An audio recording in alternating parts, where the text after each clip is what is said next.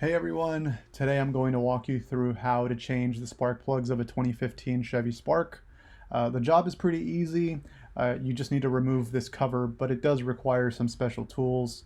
And we also need to disconnect the ignition coils from the vehicle. Those are the four little red connectors back over there. To remove the bolts, you need a 10mm socket. The front of the cover is easy to access, but the back is a bit more difficult. In fact, it's the most difficult part of this project, removing the bolts at the back of the cover. The plastic intake on top kind of messes things up, so a regular ratchet won't work. This is a 1/4 inch drive, and it's too big, and so you need something low profile, like this breaker bar, in order to access the bolts under the plastic. The head just folds down and then you can slip it into the socket. So that's going to be your best bet at removing those bolts in the back. Now we also need to disconnect the ignition coils. So you need a tool like this. It's a small pick. You just have to push the tabs back, and once you give enough force, they pop back, and then you can slip off the connector. So it's not very difficult, but you do have to be careful with it. You can break the little red tab if you push too hard. So let's fast forward real quick and take off all the bolts. So here all the bolts are off. Once you remove the bolts and you unbolt the ignition coils, all you have to do is remove the spark plug. It's not very difficult, but you do need to have at least some extension.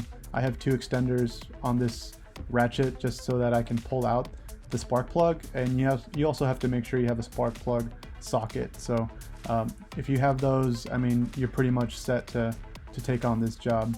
It's not very difficult. Just once you get the cover off, everything gets moving, and you can complete this in probably an hour. So.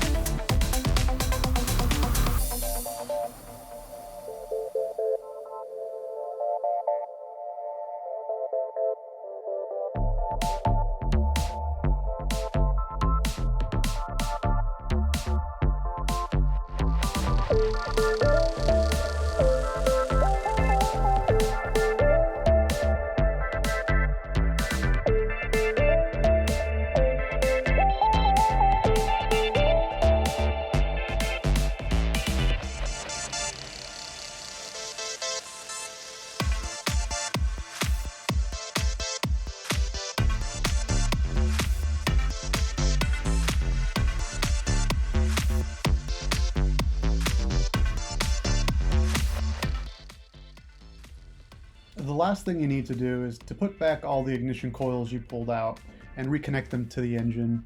Make sure that you push in the red clip back towards the front of the car until you hear it click into place. If you don't do that, then it might stay loose and it could potentially disconnect. So make sure you do that. A tip on replacing the cover: the bolts in the back can be tightened by hand to speed things up. Just make sure that you tighten with the breaker bar or whatever low profile ratchet you were able to use to make sure that everything stays in place. I hope this helps you guys. Y'all take it easy. Bye-bye.